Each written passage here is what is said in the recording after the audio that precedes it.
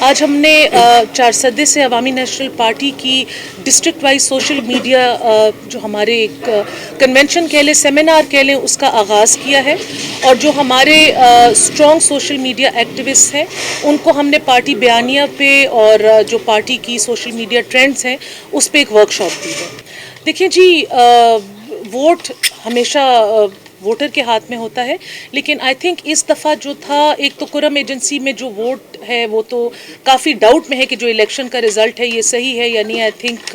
وہاں پہ اپوزیشن جماعتیں ریکاؤنٹ کے لیے اپلائی کریں گی، اور نوشہرہ میں یہ ایک گورنمنٹ کے خلاف ریفرینڈم میں اس بائی الیکشن کو کہتی ہوں، جہاں پہ جو جوائنٹ کینڈیڈیٹ تھا اس نے زیادہ ووٹ لیے، ہمارے کینڈیڈیٹ نے کم ووٹ لیے، لیکن ہماری ایک تنظیمی فیصلہ تھا، ہماری پارٹی نے وہاں پہ نئی تنظیم بنائی تھی، تو ان کو تھوڑا سا گائیڈ کرنے کے لیے، ان کو الیکشن کے پروسیس میں ٹرین کرنے کے لیے ہم نے یہ ڈیسیشن لیا تھا، اور الگ ہمارا کینڈیڈیٹ کھڑا ہوا تھا۔ دیکھیں جی، عوامی نیشنل پارٹی ایک انفرادی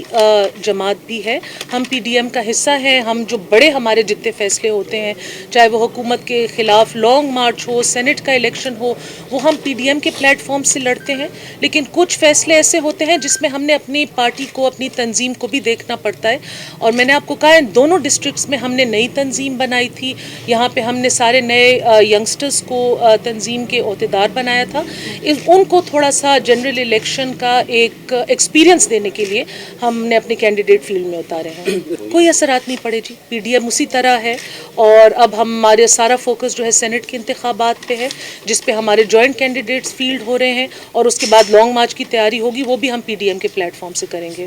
ناٹ ایٹ آل، ایک چور اپنے بارے میں کیا خود گواہی دے گا اور کیا چوری کرے گا؟ غیر جانبدارانہ کمیشن بنایا جانا چاہیے، اور جو کمیشن ابھی بنا ہے اس کے اوپر ہم بالکل عدم اعتماد کرتے ہیں، اور ہم ڈیمانڈ کرتے ہیں کہ ایک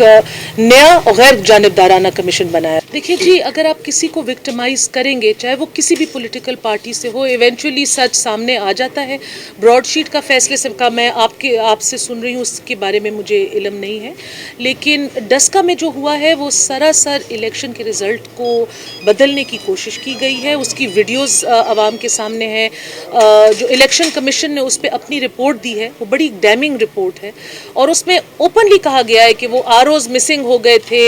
الیکشنز جو تھے وہ ڈی سی کے آفس سے کنٹرول کیے جا رہے تھے، اور جو لوگ کنٹرول کر رہے تھے پھر ان دی اینڈ انہوں نے بھی ہاتھ اوپر کر لیے کہ سچویشن ہمارے کنٹرول سے باہر ہو گئی ہے۔ تو اس میں جو مریم بی بی کا جو ڈیمانڈ ہے وہ بالکل جائز ہے، اور عمران خان صاحب اب یہ کہتے ہیں کہ 23 پولنگ وائی آن 23 پولنگ اسٹیشنز، باقی پولنگ اسٹیشنز پہ کون سی ایسی میریکلز ہو گئے کہ وہ کہتے ہیں پورے ڈسکا میں ری پولنگ ہونی چاہیے اور الیکشنز فریش اور فیئر اور غیر جانبدارانہ طریقے سے کنڈکٹ کرانے چاہیے۔ ڈیفینیٹلی جی، سینٹ الیکشنز اور سینٹ کے ووٹنگ کے طریقہ کار میں بہت سارے ایسے لوپ ہولز ہیں جس کو آئی تھنک کہ پارلیمانی لیجسلیشن کے طور پہ ٹھیک کرانا چاہیے،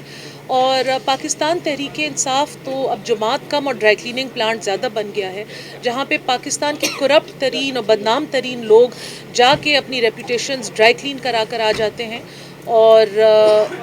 انہوں نے جن لوگوں کو ٹکٹ دیے ہیں، جن لوگوں کو وعدے کر کے ٹکٹ واپس لے لیے ہیں، تو آئی تھنک پاکستان تحریک انصاف اب جو بن گئی ہے اور اب جس قسم کی جماعت ہے وہ سب کے سامنے ہے، اس پہ مجھے اس سے زیادہ بات کرنے کی ضرورت ہے۔ دیکھیے جی، عوامی نیشنل پارٹی